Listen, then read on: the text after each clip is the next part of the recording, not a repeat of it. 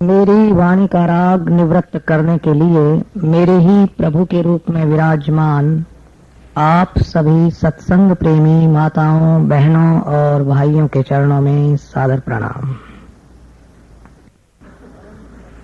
परम श्रद्धेय स्वामी जी महाराज को एक साधक ने कहा कि महाराज, मुझे क्रोध बहुत आता है, कोई ऐसा उपाय बताइए कि मेरे जीवन में से ये क्रोध हमेशा के लिए खत्म हो जाए। किसी के प्रति मेरे हृदय में द्वेष का भाव न रहे। जो मेरे साथ बुराई करे, मेरी निंदा करे, आलोचना करे, अपमान करे, तिरस्कार करे, उसके प्रति भी मेरे हृदय में लेश मात्र भी ये भावना नहीं आए कि मुझे इससे बदला लेना है। उसके प्रति भी लेश मात्र भी क्रोध न आए। मन में मैं उसको बुरा भी नहीं समझूं, न उसका मैं कभी बुरा सोचूं, न उसका बुरा करूं, बल्कि मुझ में इतनी ताकत आ जाए कि बुराई करने वाले का भी मैं भला करूं, उसको मैं क्षमा कर दूं और उसको मैं खूब प्रेम दूं, उसकी खूब सेवा करूं। मेरे साथ जो बुराई करे उस पर भी लेश मात्र भी क्रोध नहीं। भैया जी, हम लोग जो परिवार में रहते हैं उनके सामने एक बहुत विकट समस्या यह है कि हम परिवार के उन लोगों को प्रेम नहीं दे पाते, उनके काम नहीं आ पाते, उनकी सेवा नहीं कर पाते, जो हमारी निंदा करते हैं, आलोचना करते हैं, अपमान करते हैं, तिरस्कार करते हैं, हमको दुख देते हैं। परिवार में किस तरह से रहना है? काम आ जाओ, कुछ मत चाहो। किसके काम आना है? जो हमारे साथ प्रेम का व्यवहार करते हैं, आदर सम्मान का व्यवहार करते हैं, उनके काम आना है। और उनके भी काम आना है, ध्यान दीजिए, उनके भी काम आना है जो हमारी निंदा, आलोचना, तिरस्कार, अपमान, अनादर करते हैं, हमको दुख देते हैं, उनके भी काम आना है, उनकी भी सेवा करनी है।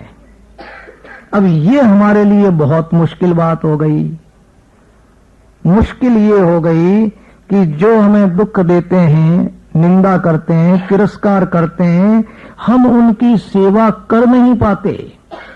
सेवा तो रही बहुत दूर, हम उनका नाम कान से नहीं सुनना चाहते, हम उनका मुंह नहीं देखना चाहते, और हमारे हृदय में उनके प्रति द्वेष का भाव रहता है, क्रोध का भाव रहता है, बदले का भाव रहता है। हम उनको क्षमा नहीं कर पाते, हम उनका सम्मान नहीं कर पाते, हम उनको प्रेम नहीं दे पाते। बड़ी भारी समस्या है ये, और हर व्यक्ति के सामने है और हर परिवार में है। आप कहेंगे क्यों? इसलिए कि परिवारों में तो ये चलता ही रहता है। परिवार के सब लोग आपकी इच्छा के अनुसार नहीं चलेंगे। एक परिवार में मैंने देखा, कहना चाहिए ये मेरे ही परिवार की घटना है। बड़े लड़के की शादी बहुत धूमधाम से हुई। मां के हृदय में एक भाव रहता है, लड़के की शादी होगी, बहू आएगी। बड़े इंतजार के बाद बहू आई, और आने के बाद कुछ इस प्रकार का परस्पर टकराव हो गया, संघर्ष हो गया कि मां और बेटा और सास और बहू आज 20 वर्ष से आपस में नहीं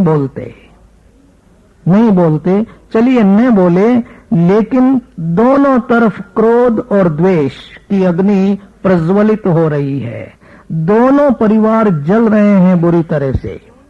अब बताइए कैसे काम आ जाएंगे आप, कैसे सेवा करेंगे? तो ये हम लोगों की बड़ी भारी कमजोरी है कि जो हमारे साथ अच्छा व्यवहार करते हैं उनकी तो हम सेवा कर देते हैं, और जो हमारे साथ में थोड़ा सा भी हल्का व्यवहार करते हैं उनके हम काम नहीं आ पाते हैं, चाहे वो हमारा पति हो, पत्नी हो, और चाहे संतान हो, भाई बहन तो बहुत दूर की बात, नजदीक के रिश्तेदारों के भी भैया जी हम काम नहीं आ पाते। इसलिए संत को यह सवाल पूछा गया कि महाराज बड़ी भारी समस्या है, कोई ऐसा उपाय बताइए कि हम उन परिवार के लोगों के भी काम आए, उनकी भी सेवा करें जो हमारे साथ में बुराई करते हैं, हमारी निंदा आलोचना करते हैं। उनके प्रति भी हमारे हृदय में ध्यान देना, लेश मात्र भी क्रोध न आए, उनको हम मन मन में बुरा नहीं समझें, उल्टा उनके प्रति हमारे हृदय में करुणा का भाव पैदा हो जाए, हम उनके सुधार के लिए प्रभु से प्रार्थना करें, हम उनको क्षमा का दान दे दें। ऐसा कोई उपाय बताइए, उनको भी हम प्रेम दे सकें, ऐसा कोई उपाय बताओ। ये समस्या क्यों है हमारे सामने? ये समस्या इसलिए है कि ध्यान देना जी, जब तक आपके हृदय में क्रोध रहेगा, द्वेष रहेगा, बदला लेने की भावना रहेगी, मन में इस तरह की भावना रहेगी कि इसने मुझे बहुत दुख दिया है, अब मेरा नंबर आया है वापस इससे बदला लेने का, इसलिए मैं भी इसको तकलीफ देऊंगा, इस तरह की भावना भैया जी जब तक आपके हृदय में रहेगी तब तक किसी भी उपाय से, किसी भी तरह से कहीं भी आपको शांति नहीं मिलेगी। गलती की एक दूसरे ने, आपकी निंदा हुई, आपकी आलोचना हुई, आपका तिरस्कार किया गया किसी दूसरे के द्वारा, और परेशानी हो गई हम लोगों को, हम क्रोध में उलझ गए, द्वेष में फंस गए, और उससे हमारा तनाव बढ़ गया, हमारे हार्ट का रोग पैदा हो गया, हमारा ब्लड प्रेशर ऊंचा नीचा हो गया, हम मन से बीमार हो गए। और ध्यान देना जी, जो भाई मन से बीमार हो जाते हैं अथवा जो बहन मन से बीमार हो जाती हैं, वो धीरे धीरे तन से भी बीमार रहने लगते हैं। मन की बीमारी क्या है? आपके हृदय में क्रोध है, द्वेष है, किसी को आप बुरा समझते हैं, किसी के बारे में आप बुरा सोचते हैं, इसी का नाम मन की बीमारी है। और मन की बीमारी का तन पर, शरीर पर बहुत जोरदार प्रभाव पड़ता है। इतना जोरदार प्रभाव पड़ने लगेगा कि ये जो मोटी मोटी बीमारियां हैं, वो बीमारियां सारी की सारी शरीर में आ जाएंगी। क्रोध से क्या होता है? गीता में तो बड़ी ऊंची बात लिखी है। अर्जुन को भगवान श्री कृष्ण ने कहा कि क्रोध जिस व्यक्ति को आ जाता है तो क्रोध से अविवेक उत्पन्न हो जाता है, अविवेक से स्मरण शक्ति भ्रमित हो जाती है, स्मरण शक्ति के भ्रमित हो जाने से बुद्धि शक्ति का नाश हो जाता है, और बुद्धि शक्ति के नाश हो जाने से उस व्यक्ति का पतन हो जाता है। ये क्रोध के लिए लिखा हुआ। मानसिक तनाव हो गया आपको, नुकसान क्या होगा? बाकी तो शारीरिक नुकसान होंगे सो होंगे ही, लेकिन क्रोध, द्वेष और तनाव से एक बहुत बड़ा नुकसान आपको होगा जिसका ज्ञान बहुत कम लोगों को है। वो क्या होगा कि जल्दी मृत्यु हो जाएगी, जल्दी जल्दी आपके श्वास खत्म हो जाएंगे। सामान्य आदमी साधारण परिस्थितियों में 24 घंटे में 21,600 श्वास लेता है। ये हमारा प्रतिदिन का श्वास का खर्च है। ये श्वास तो जाएंगे 21,600 तो, लेकिन भैया जी क्रोध की अवस्था में, द्वेष की अवस्था में, तनाव की अवस्था में, हृदय में जलन की अवस्था में हमारे श्वास 21,600 से कहीं ज्यादा चले जाएंगे। कभी चले जाएंगे 30,000, कभी 25,000, कभी 40,000। और आपको पता है कि परमात्मा ने हमको आयु नहीं दी है, परमात्मा ने हमको गिन करके श्वास दिए हैं, श्वास। अब यदि हम क्रोध में रहेंगे, तनाव में रहेंगे, परेशानी में रहेंगे, तो वो हमारे गिनती के जो श्वास हैं वो जल्दी जल्दी खर्च हो जाएंगे और उनके खर्च होते ही मृत्यु हो जाएगी। ये जो शरीर खड़ा है, हम जो चलते फिरते नजर आ रहे हैं, जीवित हैं, ये इसलिए नहीं है कि हम भोजन करते हैं। शरीर जिंदा केवल और केवल इसलिए है कि अभी हमारे श्वास बाकी हैं।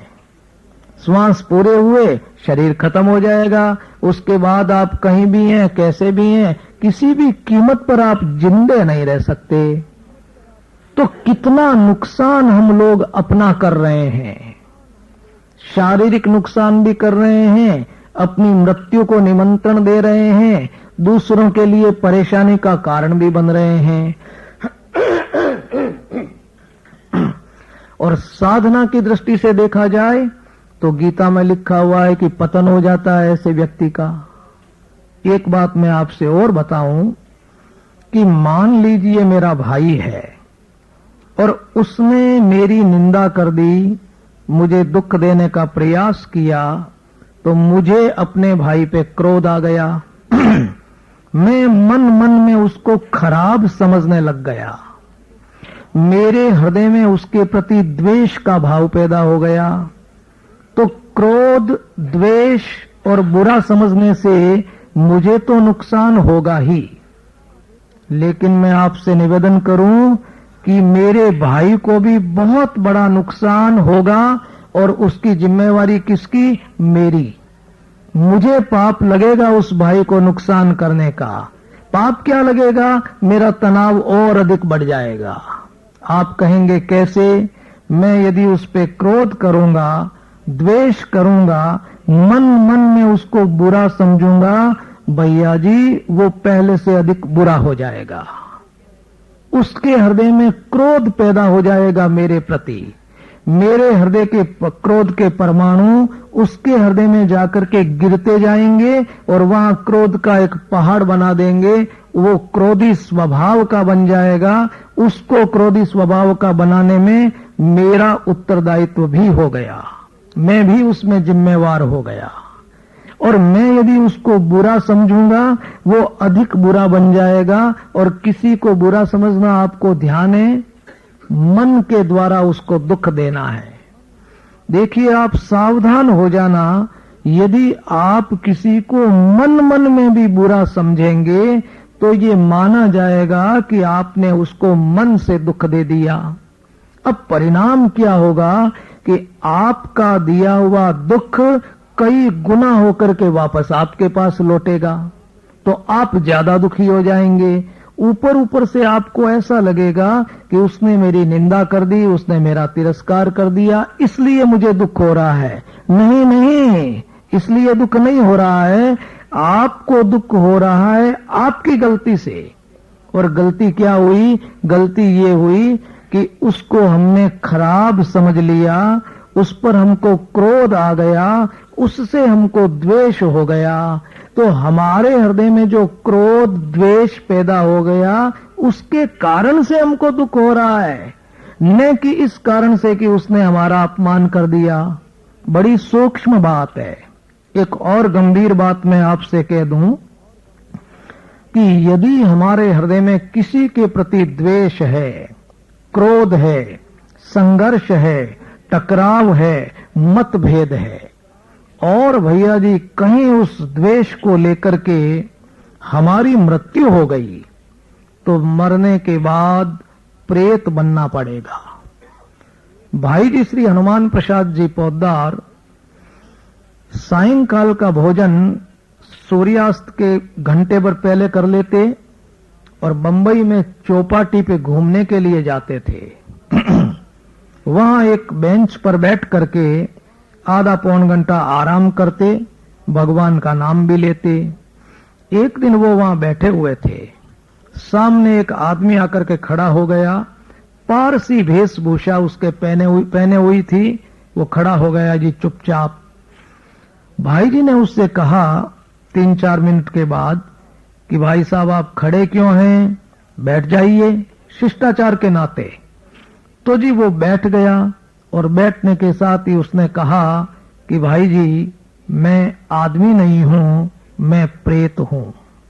उन्होंने लिखा है कि मैं बहुत डर गया, भागने लगा, लेकिन उसने मेरे पैर पकड़ लिए और कहा कि भाई जी आप मत भागिए, मत डरिए, मैं आपका कुछ बिगाड़ नहीं सकता, मैं बहुत दुखी हूं, बहुत तकलीफ में हूं, मैं अपना दुख सुनाने के लिए आया हूं, आपका सहयोग लेने के लिए आया हूं, आप आराम से बैठिए।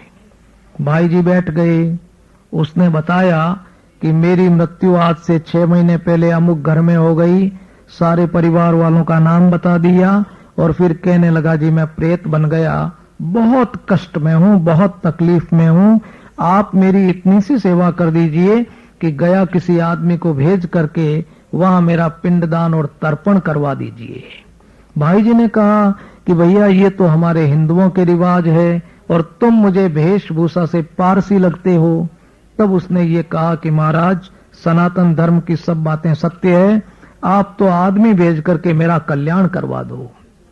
भाई जी ने सारी बात सुन ली और ये शर्त रख ली कि भैया मैं सब काम कर दूंगा, लेकिन पहले पूछताछ करूंगा, तुम्हारे परिवार में जाऊंगा, सारी तुम्हारी निशानी जो बताई है वो देखूंगा, यदि बात पक्की हो गई तो मैं आदमी को भेज के तुम्हारा काम करवा दूंगा, लेकिन ये बताओ कि मैं गया आदमी को भेजूंगा और श्राद्ध तर्पण कराऊंगा तो तुमको उसका फल मिला, इसका मुझे क्या पता चलेगा। आपस में उनका समय तय हो गया कि 7 दिन में ये सारा काम हो जाएगा और अगले इसी दिन, जैसे मान लीजिए मंगलवार था उस दिन, तो अगले मंगलवार को हम लोग यहाँ वापस मिलेंगे।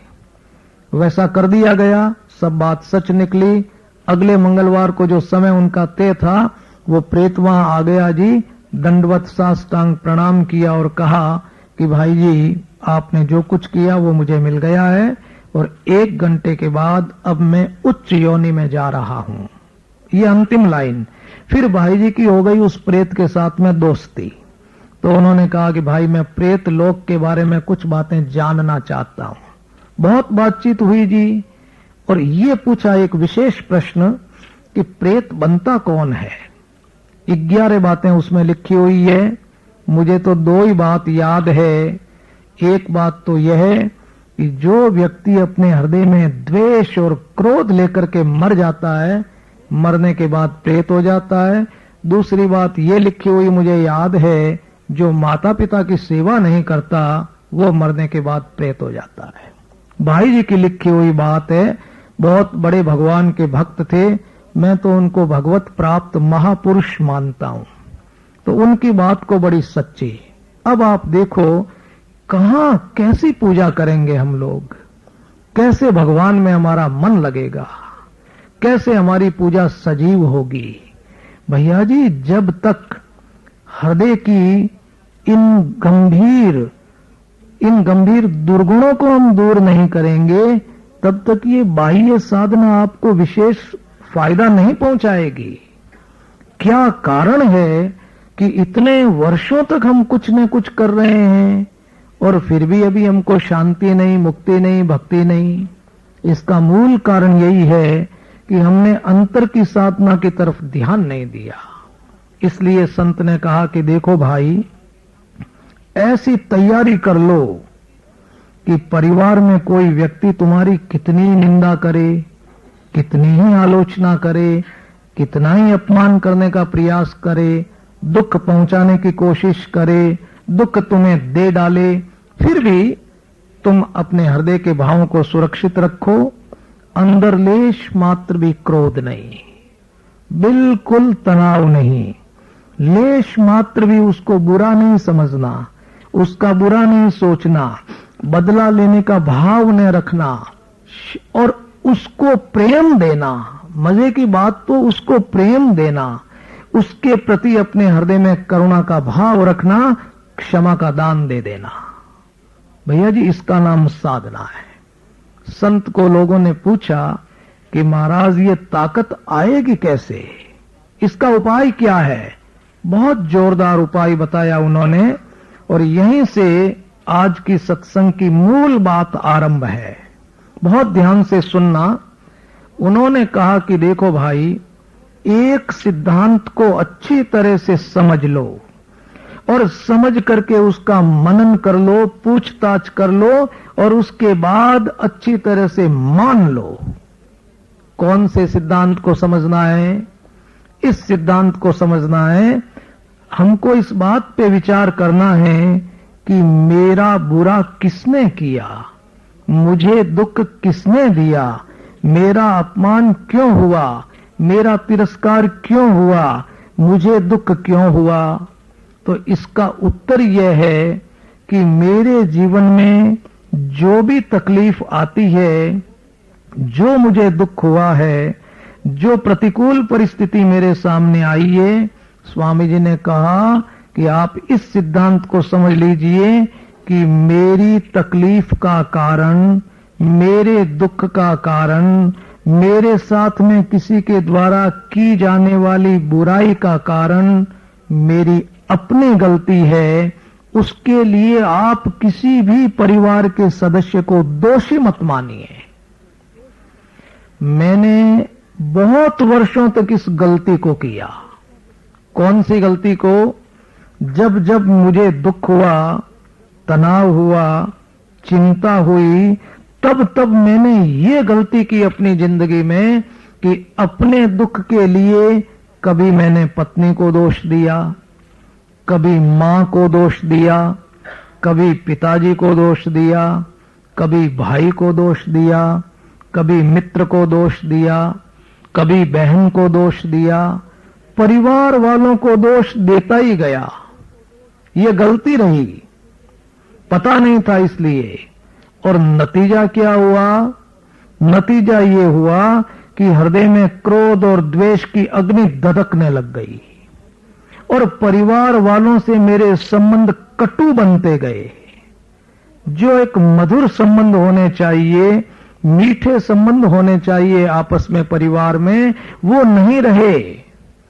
पर परिवार में हम रहते हैं, अब साथ साथ रहते हैं, एक जगह खाते हैं, एक जगह सोते हैं, बैठते हैं, बातें करते हैं, और भैया जी संबंध मधुर नहीं, आपस में हंसे नहीं, बोले नहीं, कहें नहीं, बातचीत नहीं करें, तो क्या ये कोई परिवार है? ये तो एक प्रकार से नरक से भी गई बीती चीज है। तो मेरी गलती का परिणाम क्या हुआ कि मेरे हृदय में क्रोध और द्वेष की तो अग्नि दधकती रहे, तनाव बहुत बढ़ गया, नींद बराबर आए नहीं, और यदि परमात्मा की कृपा से मैं समय पर नहीं संभलता तो मैं आपको सच कहता हूं कि हार्ट का अटैक होता, ब्लड प्रेशर होता, मेंटल हेमरेज होता, कैंसर होता और मर जाता, ये होता। लेकिन ये परमात्मा की मैं बहुत कृपा मानता हूं कि उन्होंने ठीक समय पर मुझे ठीक सत्संग दे दी। और क्या चीज दे दी? मेरे दुख का कारण कोई व्यक्ति नहीं है, न पिता है, न मां है, न भाई है, न बहन है, न पति है, न पत्नी है, न सास है, न बहू है, न समाज का कोई इंसान है, न संसार का कोई व्यक्ति है, और न संसार के मालिक भगवान है। फिर मेरे दुख का कारण कौन है? सवाल ये उठता है कि फिर मेरे दुख का कारण कौन है? स्वामी जी ने कहा कि भैया, यदि तुम कर्म सिद्धांत में विश्वास करते हो करते हो तो, नहीं करते हो तो दूसरी बात।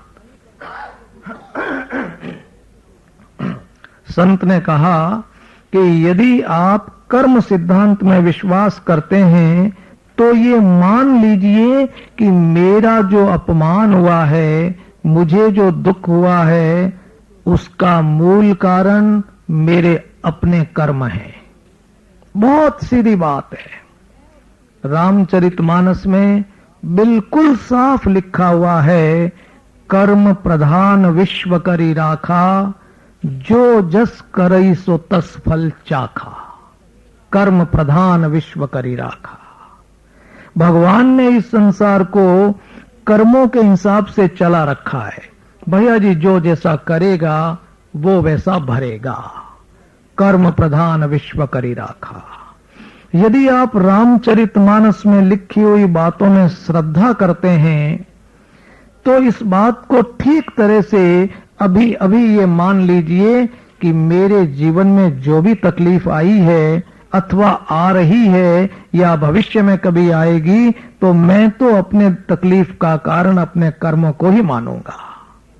उसके लिए मैं किसी दूसरे को दोषी नहीं मानूंगा, चाहे वो मुझे साफ साफ तकलीफ देता हुआ दिखाई क्यों न दे। एक भाई ने पत्थर मारा, एक संत के लग गया, आकर के उसने क्षमा याचना की। संत ने कहा कि बेटा काहे की क्षमा याचना कर रहे हो? कि महाराज अनजान में आपके लग गई, अनजान में लग गई, मैं पत्थर किसी और की तरफ फेंक रहा था, लग आपके गई। संत ने कहा कि किसी की हिम्मत नहीं कि वो मुझे पत्थर मार दे। मेरे जो पत्थर लगा है भैया वो मेरे ही कर्मों से लगा, और बड़ा अच्छा हुआ, कोई गलत काम किया हुआ था, आज वो अकाउंट पूरा हो गया, समाप्त हो गया, बहुत बढ़िया हुआ। दूसरे दिन संत उधर से निकले तो उसने जानबूझ करके पत्थर मारा और फिर आकर के महाराज के चरणों में पड़ गया कि महाराज मेरा दिमाग कुछ इस तरह का हो गया कि मैं आपकी परीक्षा लूं, और आज मैंने आपको जानबूझ करके पत्थर मारा। संत ने कहा कि तुम नहीं मार सकते भाई, तुम्हारे हाथ की बात नहीं है। हां, तुमने जानबूझ करके पत्थर मार करके अपने हृदय के भाव को खराब किया, अब तुम्हें कभी शांति नहीं मिल सकती। तुम करुणा के पात्र हो, मैं भगवान से ये प्रार्थना करता हूं कि वो तुम्हें सद्बुद्धि दे। बाकी मेरे जो पत्थर लगा है भैया वो तो मेरे ही कर्मों से लगा। बारात आ रही थी शादी होने के बाद, सच्ची घटना निवेदन कर रहा हूं आपसे। बस में जंगल में एक जगह रुकी, कोई पेड़ के नीचे। दुल्हन जो थी उसको शंका हुई शौच जाने की। जंगल में लोटा लेकर के हाथ में वो शौच के लिए गई। जहां बैठी थी वहां कोई सांप का छोटा सा बच्चा उसके कपड़ों में घुस गया। उसको पता नहीं चला, वापस आ गई। बाराती सब बैठ गए मोटर के अंदर, वो भी अपने पति के पास में बैठ गई। बस चलना शुरू हुई। उसको लगा कि कोई जानवर कपड़ों में है, तो उसने जैसे ही कपड़ों को थोड़ा ऊंचा नीचा किया, सांप निकला। उसके पति पास में बैठे हुए थे, उनको काट खाया और काटते ही उनके पति की मृत्यु वहीं हो गई। अब आप विचार करके देखिए कि इस घटना से क्या साबित होता है। मैंने सोचा कि बारात वहीं क्यों रुकी, थोड़ी दूर जाकर के रुक लेती। रुक गई तो दुल्हन उसी स्थान पे क्यों गई जहां सांप बैठा था, और चली गई तो उसको मालूम क्यों नहीं हुआ कि मेरे कपड़ों में सांप है। और जी वहां जाकर के बैठ गई अपने पति के पास, तो एक साइड में उसके पति बैठे हुए थे, तो दूसरी साइड में और भी तो लोग बैठे हुए थे। सांप इस साइड में क्यों नहीं निकला, उधर ही क्यों गया, और चला भी गया तो उसके पति को ही क्यों